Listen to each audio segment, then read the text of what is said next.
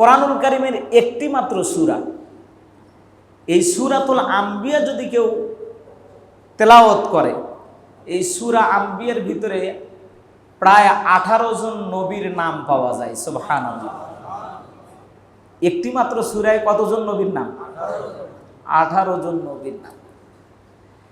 এই সূরাতুল আম্বিয়ার ভিতরে আল্লাহ রাব্বুল আলামিন উল্লেখযোগ্য 5 জন নবীর ঘটনা উল্লেখ করেছেন। 18 জন নবীর কথাই বলেছেন, কিন্তু উল্লেখযোগ্য 5 জন নবীর দোয়া কবুল করেছেন। বলেন সুবহানাল্লাহ। আল্লাহ তাআলা তাদের সমস্যার সমাধান করেছেন। এই সূরাতুল আম্বিয়ার ভিতরে 5 জন নবীর উল্লেখযোগ্য 5টা দোয়া আছে। কয়টা দোয়া? 5টা সমস্যার সমাধান আছে। এবং ভিন্ন ভিন্ন সমস্যার মধ্যে যখন তারা পড়ে যেত, তাদের জীবনের যখন মনে করতো তারা আর মনে হয় কোনো পথ নাই। আমরা যখন বিপদে পড়ি, পড়ার পরে এরকম মনে করি কি করি না, যে আমার মনে হয় আর পথ নাই, পথ শেষ। কিন্তু আল্লাহ তাআলা বলেন ওয়ামান ইয়াত্তাকিল্লাহা ইয়াজআল লাহু মাখরাজা। বলেন আল্লাহু আকবার। আল্লাহ তাআলা বলেন, বান্দা তুমি যখন মনে করো আমার পথ শেষ, কিন্তু ওই মুহূর্তে যদি তুমি আমার উপর তাওয়াক্কালতু আলাল্লাহ, তুমি যদি আমার উপর ভরসা করো, তুমি যদি সবর করো, তাহলে ইয়াজআল লাহু মাখরাজা, আমি আল্লাহ তাআলা এমন জায়গা থেকে তোমাদের জন্য পথ বের করে দেব যেটা তোমাদের কল্পনাতীত। সুবহানাল্লাহ। তাও তো জোরে হইল না সুবহানাল্লাহ। সম্মানিত ভাইয়েরা আমার, তাহলে নবীরা যখন সংকটের মধ্যে পড়ে গিয়েছেন, আল্লাহ রাব্বুল আলামিন এই সংকট মুহূর্ত থেকে তাদেরকে উদ্ধার করে নিয়েছেন। এটা আমার কথা নয়, আল্লাহর কথা। কার কথা? অনেকেই ঝিমাচ্ছেন, ভাই একটু আমার দিকে দেখেন। জুম্মার দিন অত্যন্ত গুরুত্বপূর্ণ দিন। যতক্ষণ ইমাম সাহেব বক্তব্য প্রদান করবেন ততক্ষণ তার দিকে চেয়ে থাকা, এটা একটা সুন্নাহ। এটা একটা কি? জরুরি একটা। এই জন্য এদিকে খেয়াল রাখতে হবে। অনেকেই ঝিমাচ্ছেন, মসজিদে আসেন ক্লান্তি শরীর নিয়ে, তো ঝিমানোটা স্বাভাবিক। এই জন্য আল্লাহ রাব্বুল আলামিন মানুষের জীবনের যে সংকট মুহূর্তগুলো আসে, ওই সূরাতুল আম্বিয়ার 5 জন নবীর জীবনে 5টা সংকটের কথা উল্লেখ করেছেন। কয়টা সংকট? 1 নাম্বার, মানুষের জীবনে রোগ আসে। আসে কি আসে না? অসুস্থ কি হয়েছিলেন? জবাব দেন না। যে যারা বললেন না তারাও হয়েছিলেন নাকি বলেন? জীবনে একবারও অসুস্থ হন নাই এমন লোক খুঁজে পাওয়া দুষ্কর। এখন তো আরো বেশি। এই হামের সরাসরি চলছে কি চলছে না? চলছে। তার কারণ করোনা চলে গেছে, এমন অবস্থা দুনিয়ায় তৈরি করে ধুয়ে গেছে, আপনি রোগ থেকে বাঁচতে চাইলেও রোগ থেকে বাঁচতে পারবেন না। আর আল্লাহ রাব্বুল আলামিন বলেন, নবীদের জীবনে এই রোগ ছিল। বান্দা, তোমাদের জীবনে রোগ থাকবে, অন্ধকার থাকবে, একাকিত্ব আসবে, বিপদ আসবে এবং জুলুম আসবে। কয়টা? একটু মুখস্থ করেন না। 1 নাম্বার কি? রোগ। 2 নাম্বার কি? অন্ধকার, বিভিন্ন অন্ধকার। এমন অন্ধকার অমাবস্যার রাতের মধ্যে পড়ে যাবেন, আপনি ছাড়া কেউ নাই। আপনি ছাড়া কেউ নাই। আল্লাহ রাব্বুল আলামিন বলেন, এই যে অন্ধকার, একাকিত্ব, একা হয়ে যাবেন। স্ত্রী পাশে নাই, সন্তান পাশে নাই, প্রতিবেশী পাশে নাই, কেউ পাশে নাই, আপনি একা। আল্লাহ রাব্বুল আলামিন বলেন, এই একাকিত্ব যখন আসবে, আবার আমামিশার চাঁদের ন্যায় যখন আপনার উপর বিপদ আসবে, আপনার প্রতি যখন জুলুম আসবে, তখন এই 5টি সংকটাপূর্ণ অবস্থায় আপনি নিজেকে সাপার্দ করবেন আল্লাহর কাছে। বলেন সুবহানাল্লাহ। কার কাছে? এটা নবীদের শিখানো পথ। আল্লাহ রাব্বুল আলামিন বলেন, এই পৃথিবীর একজন আম্বিয়া আলাইহিস সালাম, নাম তার আইয়ুব। কি নাম বললাম? আইয়ুব আলাইহিস সালাম জীবনে এমন একটি মুহূর্তে পড়ে গিয়েছিলেন, দীর্ঘ 1 নয়, 2 নয়, 3 নয়, 4 নয়, 1 বছর নয়, 2 বছর নয়, 18টি বছর অসুস্থতায় ছিলেন। কয় বছর? আপনি আমি কয় বছর ছিলেন? 18 মাসও হয়তো থাকিনি। বলেন ঠিক না ঠিক? 18 মাস থেকেছি না, 18টি বছর হযরতে আইয়ুব আলাইহিস সালাম রোগে আক্রান্ত ছিলেন। 18 বছর অসুস্থ থাকার পর একটা দিনও আল্লাহর কাছে বলেন নাই, কোনো অভিযোগ দায়ের করেন নাই, আল্লাহ আপনি আমাকে কেন রোগ দিলেন, কেন?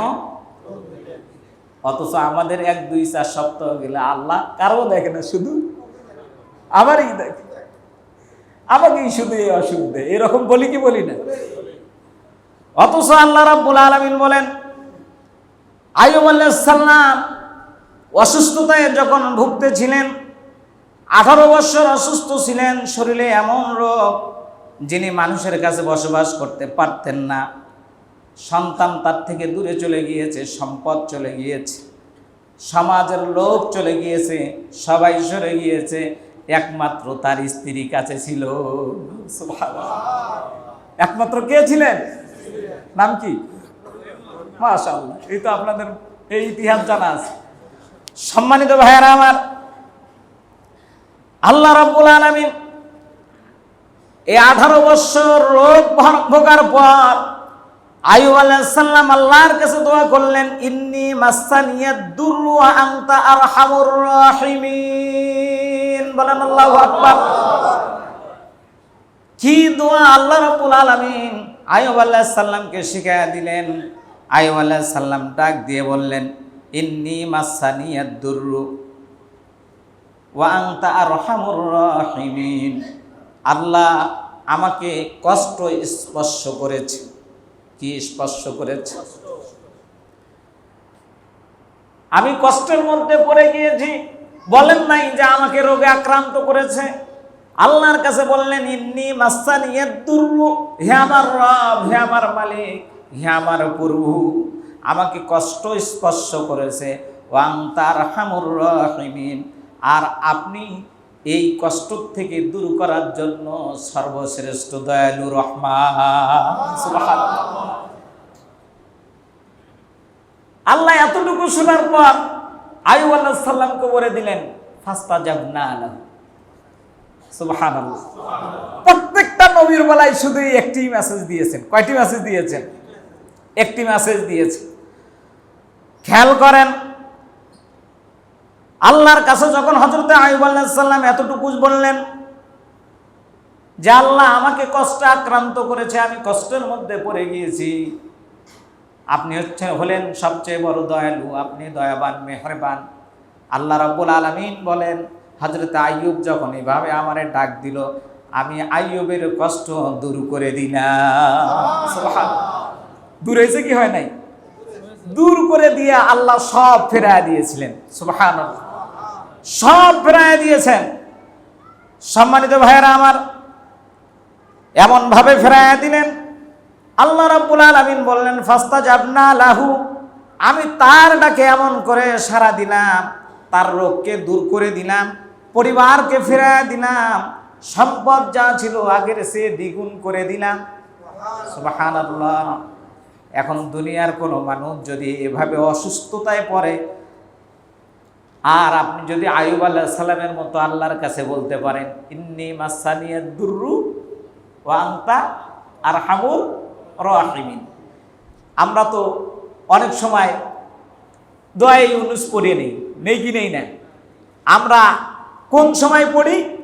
আমরা যখন দেখি অসুস্থতায় ডাক্তারের কাছে যাইতে যাইতে যাইতে যাইতে যাওয়ার মতো আর কি নাই, অবস্থা নাই। ওষুধে যখন আর কাজ হয় না, সব পথ যখন বন্ধ হয়ে যায়, তখন আমরা আল্লাহর দরবারে কি দেই? ধরানা দিই। তখন আমরা বলি, লা ইলাহা ইল্লা আনতা সুবহানাকা ইন্নী কুনতু মিনাল জালিমিন। সম্মানিত ভাইয়েরা আমার, এই দোয়াও করেছেন হযরতে ইউনূস আলাইহিস সালাম। কে পড়েছেন? ইউনূস আলাইহিস সালাম। এই যে আপনি যখন অন্ধকারের মধ্যে পড়বেন, অসুস্থতায় পড়লে আইয়ুব আলাইহিস সালাম যে দোয়া করেছে, ওই দোয়া নিজে পড়েন, ওই দোয়া নিজে পড়েন। আল্লাহর কাছে আপনি ধরানা ধরেন, সিজদা দেন। আল্লাহ রাব্বুল আলামিন কোন নাফরমান বান্দাকে, ভালো করে শোনেন, আল্লাহ তাআলা তার কোন নাফরমান বান্দাকে তার উপর যদি নাখোশ হন, আল্লাহ তার রিজিক বন্ধ করে দেন না। অক্সিজেন বন্ধ করে দেন না, হাঁটাচলা বন্ধ করে দেন না। আল্লাহ সর্বপ্রথম একটি কাজ করেন, সেটা হলো তার সেজদা দেওয়া বন্ধ করে দেন। বুঝতে হবে, আমার সেজদা দেওয়ার নসিব যদি না হয়, আল্লাহ আমার উপর নাখোশ। আল্লাহ আমার উপর কি নাখোশ।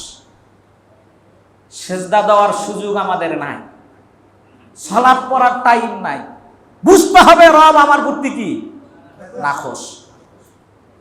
সম্মানিত ভাইয়েরা আমার, তখন বিপদ আপনার উপর পিছন থেকে আক্রমণ করবে, আপনার বিপদ ছাড়বে না। এই জন্য নবী রাসূলদের প্রথম কাজ ছিল সবচেয়ে আল্লাহর কাছে বেশি আল্লাহকে ধরনা দেওয়া, সেজদা দেওয়া। কি দেওয়া? সেজদা দেওয়া। সেই সেজদা দেওয়ার অভ্যাসটা কি আমরা করাতে পারবো মুসলমান?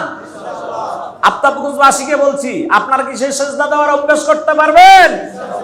আল্লাহ রাব্বুল আলামিন তৌফিক দান করুক। আমরা বলি আল্লাহুম্মা আমিন।